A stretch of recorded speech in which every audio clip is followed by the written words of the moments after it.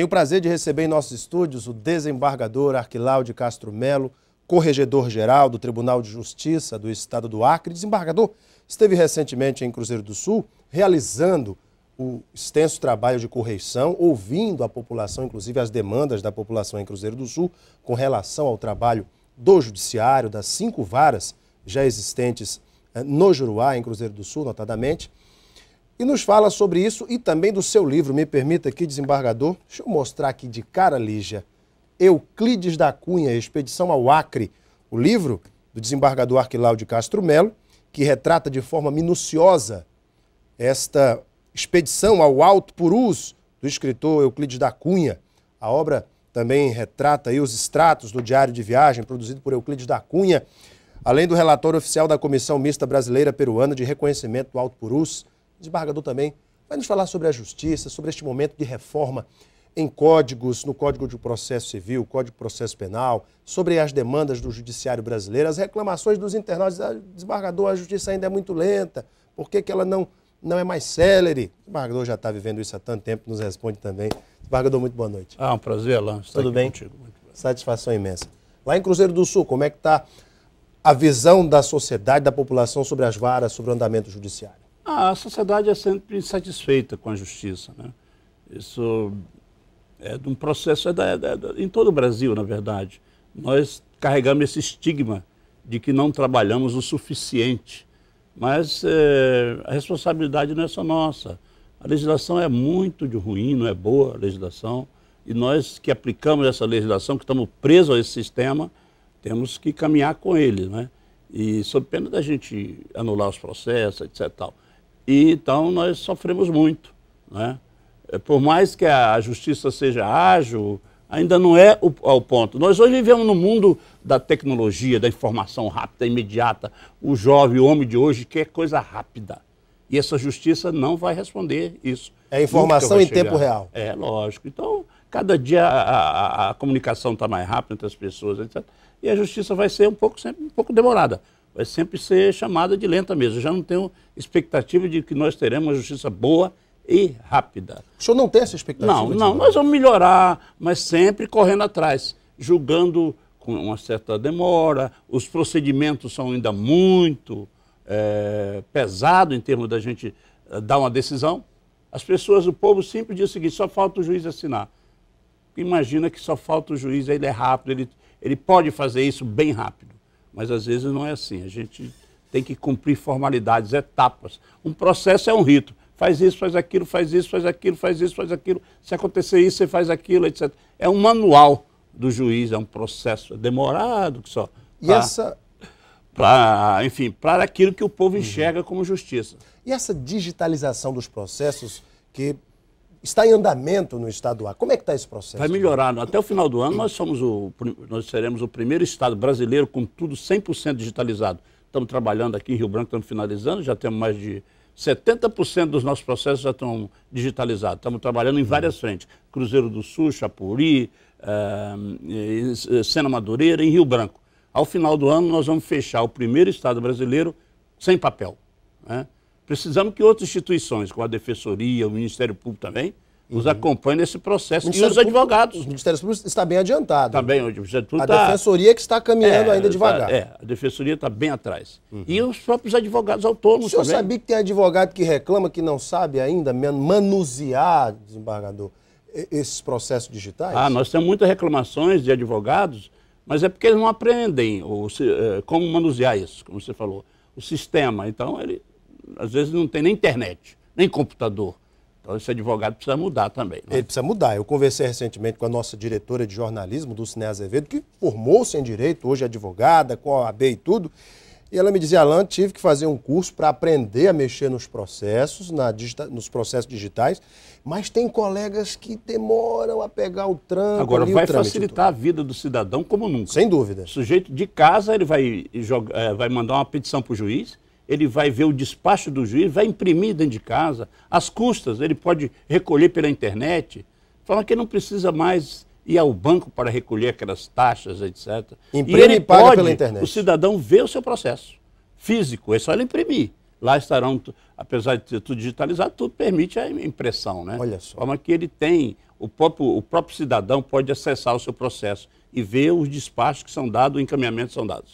Recentemente, os prazos estavam suspensos na primeira vara civil e alguns advogados chegaram a reclamar: eu tenho que dar satisfação para o meu cliente, os prazos estão suspensos. E aí, desembargador, já resolveu? De fato, já. Nós vamos por etapa. Vamos uma vara e suspende naquela para poder digitalizar, juntar os processos.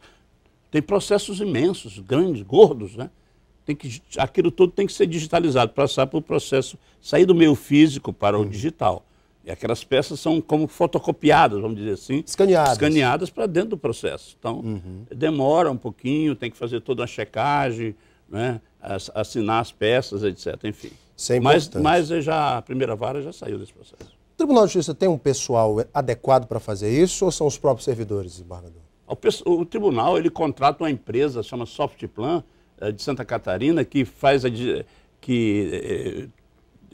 comanda esse processo de criação. Né? Nós fazemos só a parte, o software é deles. Né? E nós apenas cumprimos essa parte de... É simples, da digitalização e operacionalização. É do nosso pessoal, dos servidores. Também estão se habituando com esse processo que para eles também é absolutamente novo. Nós estamos tendo dificuldade no começo, porque o processo é novo para o juiz, para os advogados, para os promotores, para os servidores, enfim, e para o próprio tribunal também. Nós estamos aprendendo a mexer com isso. Então, todas as varas onde aconteceu o processo de digitalização terão seus prazos suspensos até aí se serão resolver. devolvidas posterior, ou seja, ninguém vai perder, né? Prazos. Agora, medidas urgentes não estão suspensas. Processo de réu preso não se suspende. O juiz dá prioridade, ele escaneia aqueles processos de urgência e vai tocando enquanto os outros vão fazendo o trabalho de... Cada vara dessa tem 2.000, 3.000 processos, etc. Desembargador, ontem eu estava aqui conversando com o advogado criminalista Sanderson Moura. Ele dizia o seguinte, que ele é contra essa proposta de reforma dos códigos e a redução dos graus de recurso, dessa imensidão de instrumentos, muitas vezes meramente protelatórios, que nós temos no arcabouço jurídico e judicial brasileiro.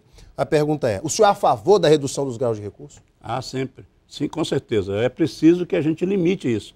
Senão o processo não termina. O processo não se acaba. Hoje eu recebi uma senhora que ela disse, olha, eu comecei esse processo quando eu tinha 13 anos de idade, representado pela minha mãe. Hoje qual a idade dela hoje? Eu já tenho 40 anos. Nossa. E esse processo não chega ao fim. Né? Dizer, pô, eu fui representado pela minha mãe, porque eu era menor. Hoje eu ganhei uma ação de reparação de danos morais, entendeu? Mais de 30 anos. E ela está aí, quer dizer, perplexa, mas como é que isso já foi no Supremo Tribunal? Já desceu, aí você está em fase de execução, mas executar não é fácil, o credor esconde os bens, não tem bem na conta, dinheiro em conta, etc. Não é fácil não, que a gente tem que lutar também contra a esperteza de quem é demandado na justiça. Né? De forma que a gente é atrapalhado também pelo sujeito que perde uma causa, né? Ele está na dele, ou seja, é do sujeito mesmo. Agora, o que me preocupa, eu vejo aí, essas mudanças, alterações, principalmente no Código Penal, é que elas são sempre mais liberais, todo dia mais liberais. Nós vivemos num país em que todo mundo quer ser liberal. Não dá certo. O sujeito é mais liberal do que o outro. Os próprios juízes mesmo. O nosso Supremo é bastante liberal. E ninguém quer tomar a pecha de ser conservador. Olha, parece que é antiquado. Exato. Não, então, todo mundo é mais liberal do que o outro.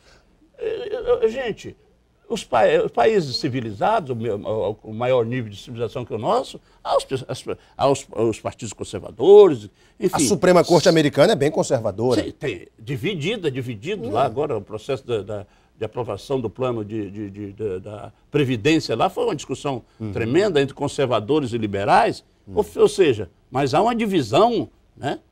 A gente aqui tem vergonha de ser conservador em certos princípios, a gente não tem que ter. Nesse princípio aqui eu não abro mão, nós temos que dizer assim, eu sou conservador nesse aspecto. Em que aspectos, por exemplo, você acha que o judiciário brasileiro deveria ser mais conservador? Ah, mas na questão da pena, mesmo que o sujeito cumpra a pena, é condenado a 1 ano, vai cumprir 1 ano, né? É condenado a 10 anos, são 10 anos que cumprir as penas. Em regime fechado. Exato. Agora não pode, essa faz de conta, né? Lógico que tem que melhorar o presídio, porque do jeito que o presídio realmente não funciona. Não tem um condição. amontoado de gente, é um depósito. São umas grades, você coloca o preso lá num quarto, preso, e dali ele fica preso e pronto. Só comendo, enfim, se alimentando, engordando, não tem nenhum trabalho, e ele sai dali depois de 3, 4 anos, pior, né?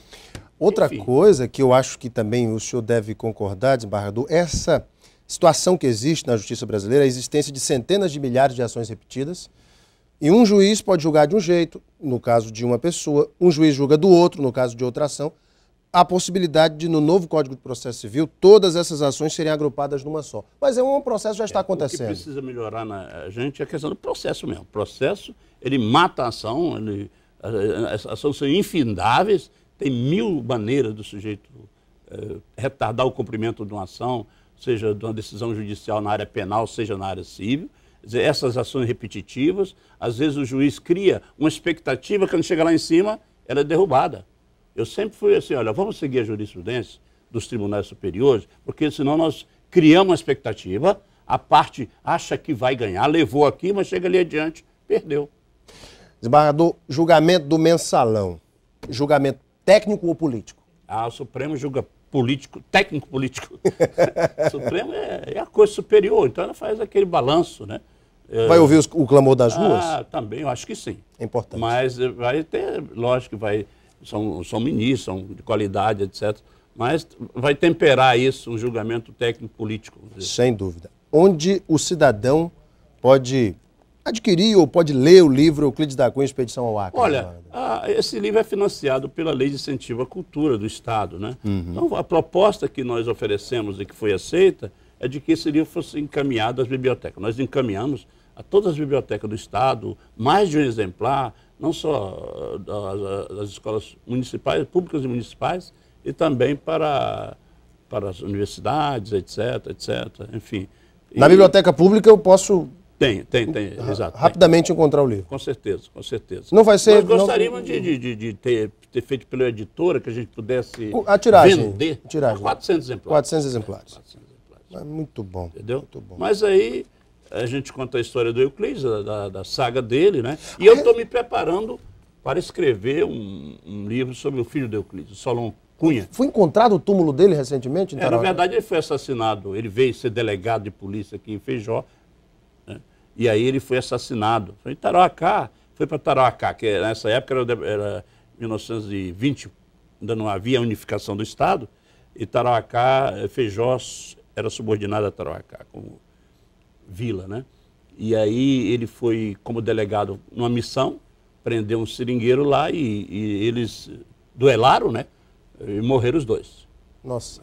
Caiu o seringueiro para lá, ele para lá, e ele foi ainda com vida, levado um pouco carregado em rede, e veio a falecer no caminho. E foi enterrado próximo ao rio Jurupari, que é um afluente do rio Envira, que por sua vez é afluente do Juruá. Fica aí em Feijó, próximo ao Mané Urbano. Agora, recentemente, há poucos dias, um seringueiro da região descobriu, não é, um gradeado de um túmulo, né, em ferro, e naquela região onde os fatos ocorreram, certo que com certeza ele mandou fotografias, eu tenho até as fotografias, né, com certeza é do Solon Cunha, que foi sepultado aqui. O comércio de Tarauacá que arrecadou o dinheiro para fazer o túmulo dele, porque a família dele, nessa altura, estava despedaçada, né? A morte, o pai assassinado, outro filho também assassinado, o Euclides filho, e ele teve esse desfecho aqui no ar. Trágico desfecho. Gente, infelizmente nosso tempo está estourado. Eu agradeço de coração a vinda do desembargador Arquilau de Castro Melo, corregedor-geral de Justiça do Estado. Falamos do seu livro, falamos de tantos assuntos bacanas, tem pergunta dos internautas que acabou, não deu tempo de fazer, mas enfim. Para mim que eu respondo depois. Eu vou encaminhar para o senhor. Por favor, tá? Obrigado, desembargador. Daqui a pouquinho nós voltamos para a sequência do Gazeta Entrevista. Até já.